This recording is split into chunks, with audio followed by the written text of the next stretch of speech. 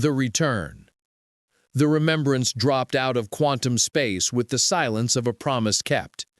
Captain Elena Voss stood on the bridge, her hands clasped behind her back, watching the view screen flicker to life. 300 years. Humanity had honored every word of the agreement. 3 centuries of self-imposed isolation while the rest of the galaxy moved on without them. The galaxy had assumed Earth was dead, or irrelevant. They were wrong on both counts.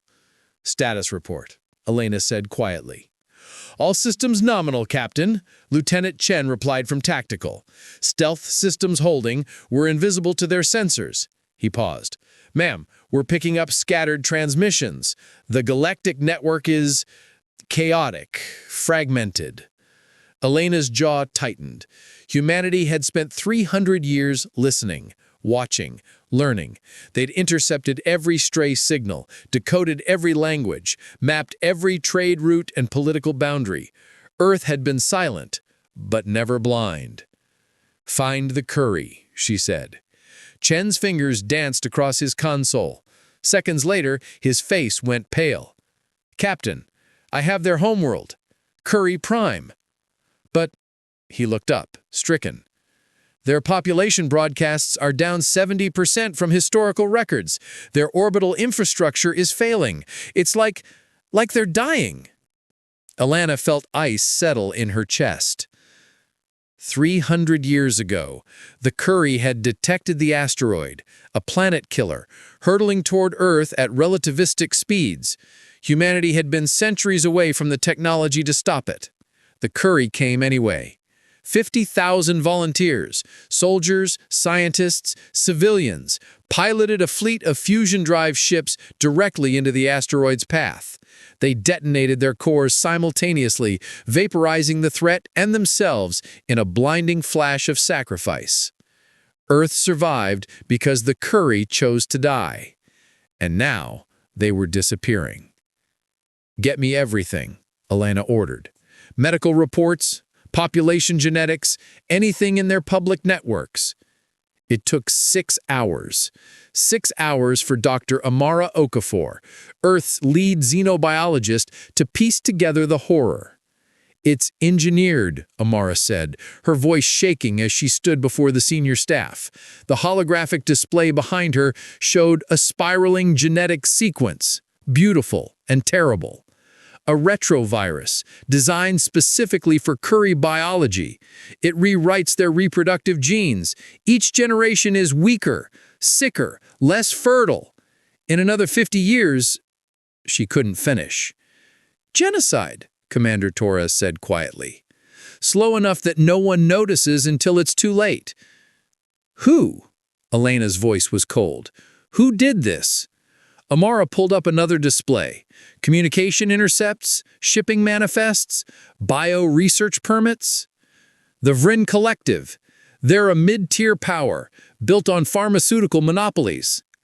15 years ago, the Vrin offered the Curry a medical aid package after a natural plague outbreak. The virus was inside the vaccines. The bridge went silent. "They murdered them," Lieutenant Chen whispered. "For money." Elena stood slowly.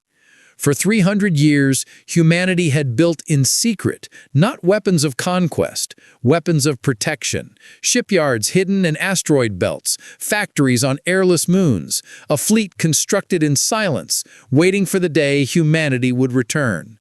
That day had come. "Helm," Elena said, her voice carrying the weight of 3 centuries. "Set course for Vrin space, maximum burn." "Captain?" Torres leaned forward. "We're one ship. The Vrin have a fleet." "We're not one ship, Commander." Elena turned to communications. "Send the signal. Authorization. Debt unpaid." Across the solar system, across 1,000 hidden stations and orbital platforms, humanity answered. Stealth fields dropped. 300 years of preparation revealed itself in an instant. Battle cruisers and carriers, destroyer wings and hospital ships, quantum link relays and sensor arrays. Earth's secret fleet materialized like ghosts becoming real. 2,000 warships, built in silence, crewed by volunteers who'd trained their entire lives for this moment. Every ship carried a single image in its databanks, the Curry detonation flash, the moment 50,000 aliens chose to die so humanity could live. "Open a channel," Elena commanded. "Broadcast on all frequencies. I want every government, every species, every empire in this galaxy to hear this." The channel opened. "This is Captain Elena Voss of the Terran Fleet Remembrance," Elena began, her voice steady and cold. 300 years ago, humanity made a promise. We have kept it. The galaxy believed we were gone. You were mistaken." She paused, letting the silence stretch. "We have discovered that the Curry people, our saviors, our friends, are being systematically exterminated.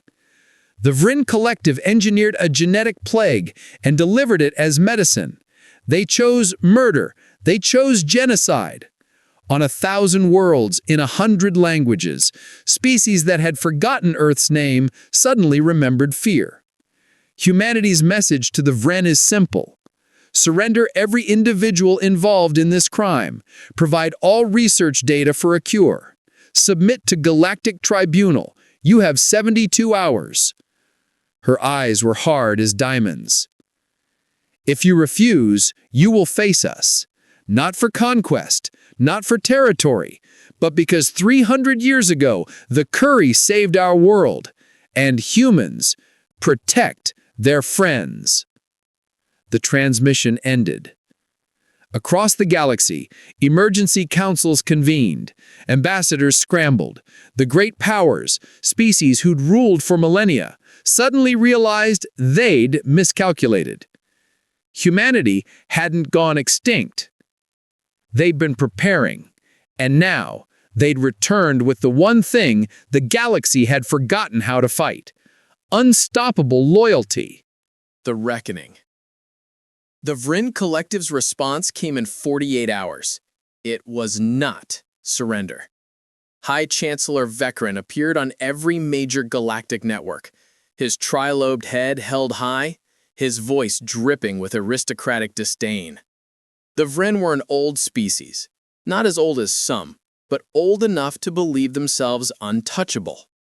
"The Terran demand is absurd," Vekran announced, his translator rendering his contempt perfectly. "The Collective recognizes no authority from a species that abandoned galactic society 3 centuries ago. We will not be threatened by primitives playing at war."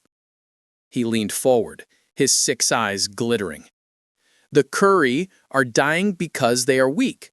Evolution favors the strong. The Collective has committed no crime. We merely accelerated the inevitable. If the humans wish to protest, they may submit a formal complaint to the Galactic Council. We will consider it, eventually." The transmission ended with Vekran's dismissive gesture, a flick of his triple-jointed fingers that was the Vrin equivalent of spitting. On the bridge of the Remembrance, Captain Elena Voss watched the replay in silence. Around her, the senior staff bristled with barely contained fury. 72 hours, Commander Torres said quietly. "They still have 24 left." "No," Elena said, "they don't." She turned to Lieutenant Chen. "Signal the fleet. Execute Operation Sanctuary. All ships, now." The Vrin homeworld of Vikra Prime was a monument to pharmaceutical wealth. Orbital medical platforms the size of cities. Research stations that had produced vaccines, treatments, and cures for half the galaxy. The irony was bitter. The Vrin had saved billions of lives across centuries, and used that same knowledge to murder the Curry. The Vrin defense fleet numbered 300 ships, modern, well-armed, confident. When Earth's fleet appeared at the edge of the system, Vrin Admiral Kessex actually laughed. She said to her bridge crew, 2,000 ships? Humans are fools. They think numbers matter against superior technology. She opened a channel to the Terran fleet. Unknown vessels, you are in violation of collective space. Withdraw immediately or... Every Vrin warship went dark simultaneously. Engines died. Weapons powered down. Life support switched to emergency backup. Communication systems flickered and died. 300 ships became 300 coffins drifting in the void. On Keswick's bridge, emergency lights cast everything in blood-red shadows. Her tactical officer looked up, horror in his compound eyes. "Admiral, our systems, something's in them, in all of them. It's not a virus, it's quantum infiltration," a new voice said calmly. Every functional screen in the Vrin fleet flickered to life simultaneously. Captain Elena Voss looked out from 1,000 displays, her expression carved from stone. 300 years ago, Elena said, you weren't the only ones watching us. We were watching you, learning. We know your encryption, your protocols, your backdoors. Every ship you build uses components manufactured by your automated facilities. She smiled, a terrible, cold smile. Did you really think we spent 300 years in isolation doing nothing? Admiral Keswick found her voice. You've infiltrated our entire fleet? That's impossible. The quantum lock security alone was built by programmers who never imagined someone might have 300 years to solve it. Elena interrupted. Your ships are yours again in 60 seconds. But first, you'll listen. The Vrin Admiral's blood ran cold. My Marines are landing on Vikra Prime as we speak. Not to conquer, not to kill. We're seizing every bioresearch facility you have, every lab, every data archive. Your scientists will cooperate or they'll be arrested and tried for genocide. You can't. The Galactic Council will... The Galactic Council, Elena said softly, is watching. We're broadcasting this on every channel. The galaxy will see exactly what we find in your laboratories. Every crime, every experiment, every innocent species you tested on while perfecting your plague. She leaned forward. But here's what you don't understand about humans, Admiral. We didn't come here to punish you. We came to save the curry. Your punishment is just a side effect. The screens went dark. 60 seconds later, the Vrin fleet systems restored themselves. But by then, it was too late. On Vikra Prime's surface, Vrin civilians watched in stunned silence as human dropships descended. They expected bombardment, invasion, horror. Instead, they got precision. Human Marines, clad in powered armor that made them look like walking titans, moved through the pharmaceutical districts with clinical efficiency. No civilian buildings touched, no unnecessary force. They walked past Vrin families cowering in doorways and went straight for the laboratories. Dr. Amara Okafor was with the first team to breach the Collective Central Research Institute. What they found made her physically ill. Rows of tanks containing curry subjects, stolen, kidnapped, or purchased from desperate colonies. Test chambers where the plague had been refined across generations. Data archives documenting 50 years of deliberate genetic murder. And worse, evidence of other projects, other species, other plagues being developed. Captain, Amara said over the comm, her voice shaking, they didn't just kill the curry. They were preparing to do this to everyone, any species that didn't pay their medical monopoly prices. Elena closed her eyes. Document everything. Make it public. The galaxy needs to see this. Within 12 hours, the truth spread across every world. The Vrin Collective hadn't just committed one genocide. They'd been preparing for dozens more. A calculated strategy to ensure their pharmaceutical empire remained untouchable. Create the disease, offer the cure, and eliminate anyone who couldn't pay. The galactic reaction was immediate and absolute. Trade embargoes, diplomatic isolation, criminal tribunals demanded. The Vrin's allies abandoned them overnight. The great powers, who had initially been concerned about Earth's aggression, suddenly fell silent. because humanity had done something the galaxy had forgotten was possible. They'd acted on principle. High Chancellor Vekrin was arrested by his own security forces 3 days later. They handed him over to human custody without protest. When Elena received word, she didn't smile. There was no satisfaction in this, only exhaustion and the crushing weight of what might have been prevented if anyone had noticed earlier. "Ma'am," Lieutenant Chen said quietly, "the Curry government is requesting a meeting. They want to thank us." Elena nodded slowly. "Prepare the remembrance. Set course for Curry Prime." Commander Torres stepped closer, his voice low. "Captain, the cure. Dr. Okafor says she has enough data. She thinks she can reverse the genetic damage, but it'll take years, maybe decades.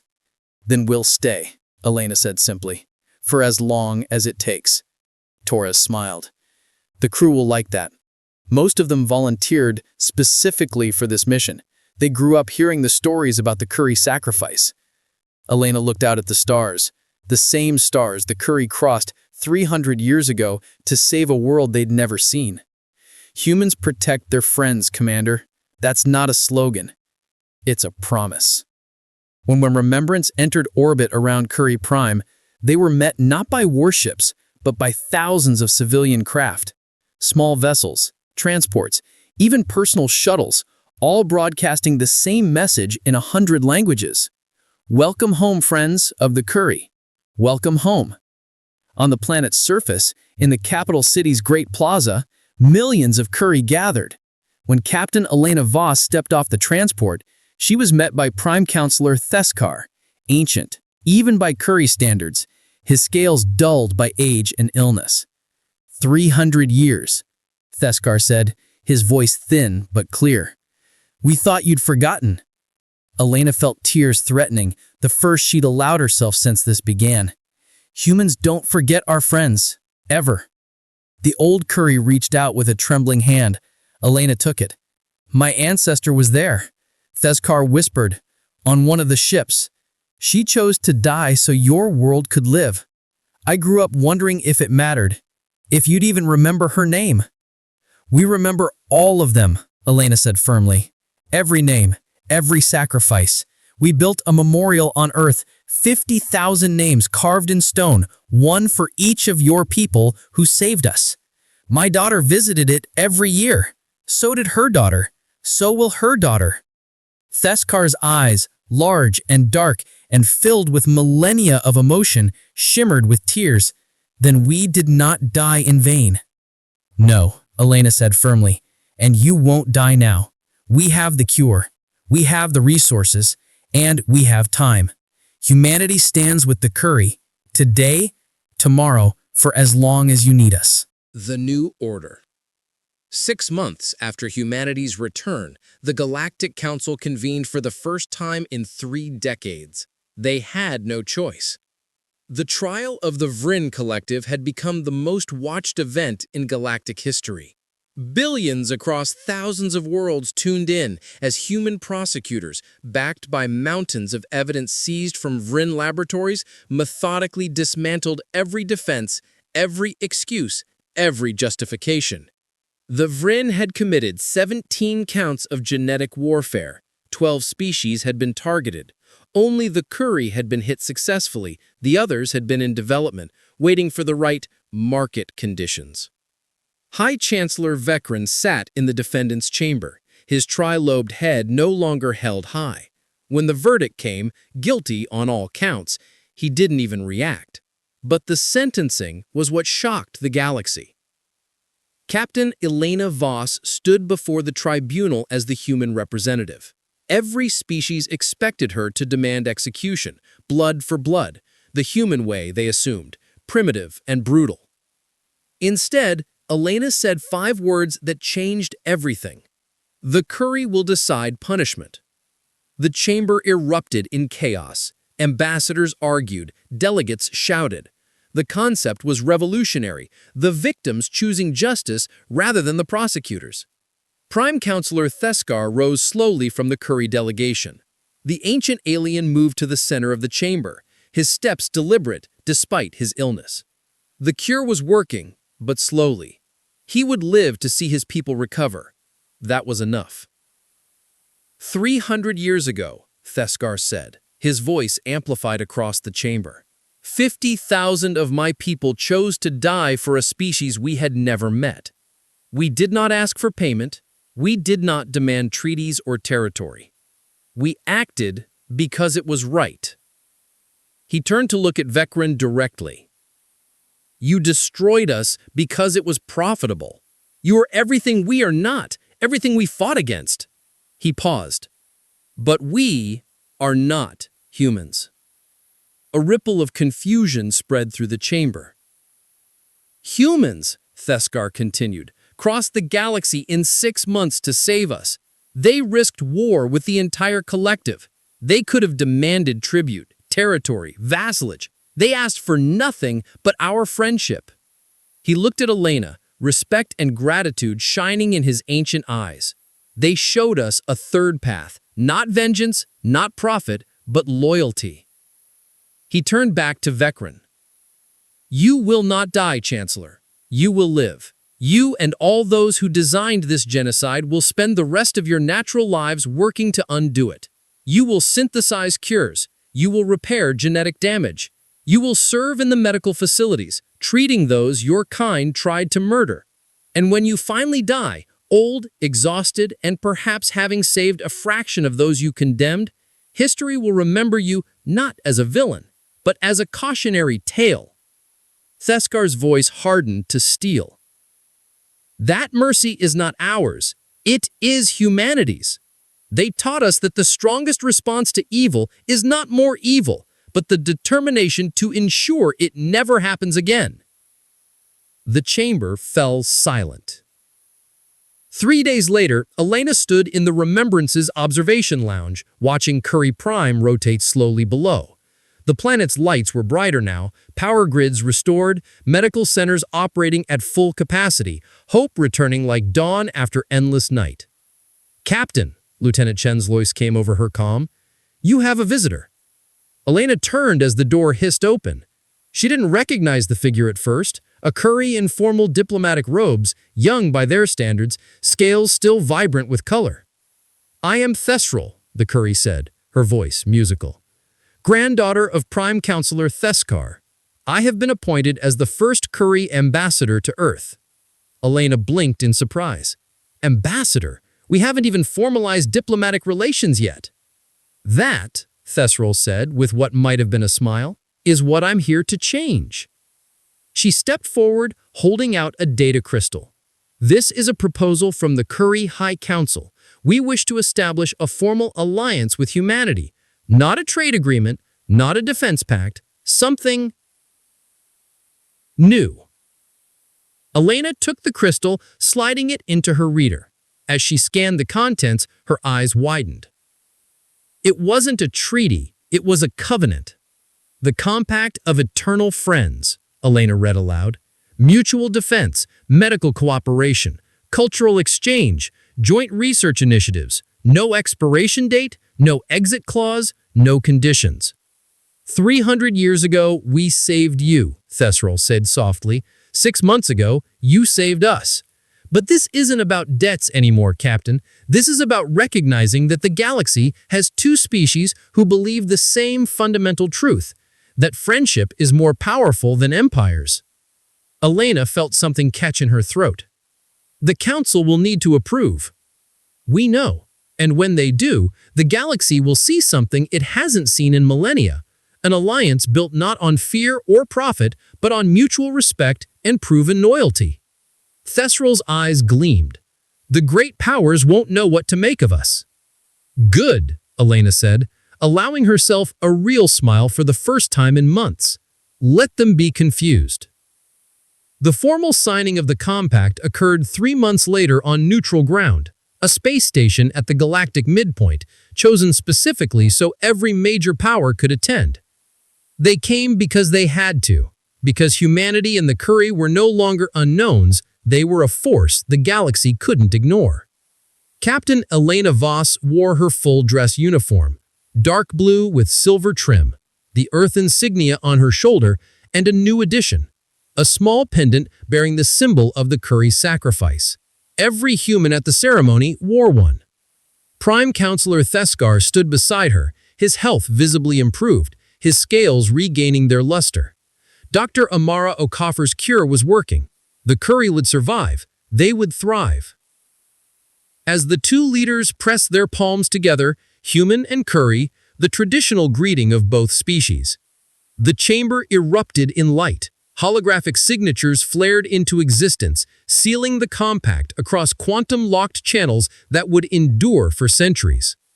"Let it be known," Theskar announced, his voice strong now, carrying to every corner of the galaxy, "that the Curry and humanity are bound as friends. What threatens one, threatens both. What strengthens one, strengthens both. We are separate peoples, but we are one friendship." Elena added her own words, her voice equally firm. "Humanity has returned to the galaxy not as conquerors, but as protectors. We claim no territory, we demand no tribute. But we make this promise to the Curry and to all who witness. We protect our friends. With every resource we possess, with every ship we build, with unstoppable force if necessary, but always with honor." She looked out at the assembled ambassadors, species who ruled vast empires, commanded massive fleets, controlled entire sectors of space. The galaxy forgot what loyalty looks like. "We're here to remind you." In the months that followed, the Compact of Eternal Friends became the most discussed document in galactic politics. Some species mocked it. The Zelthian Empire called it naive sentimentality. The Origini Homogeny dismissed it as primitive tribalism dressed in diplomatic language. Others watched carefully, quietly, wondering. Because something was changing. Human medical ships began appearing in crisis zones, disasters, plagues, natural catastrophes, offering aid with no strings attached. Curry scientists shared research freely, no longer constrained by Vrin monopolies. Together, they established the Sanctuary Protocol. Any species facing extinction-level threats could request assistance from the Compact. No payment required, no political allegiance demanded. Just help. Because it was right. The first species to request sanctuary were the Milvari, a small, peaceful civilization whose star was dying prematurely. They had 15 years before their world became uninhabitable. No one would help them relocate. The cost was too high, the return too small. Humanity and the Curry relocated 3.2 billion Milvari to a new world in 18 months. The second request came from the Threndix, whose homeworld had been ravaged by a synthetic plague, not Vrin-designed, but similar in concept. Dr. Okafor's team synthesized a cure in 6 weeks. The third, the fourth, the fifth. Each time the Compact answered, each time they asked for nothing in return. And each time the galaxy's cynicism cracked a little more.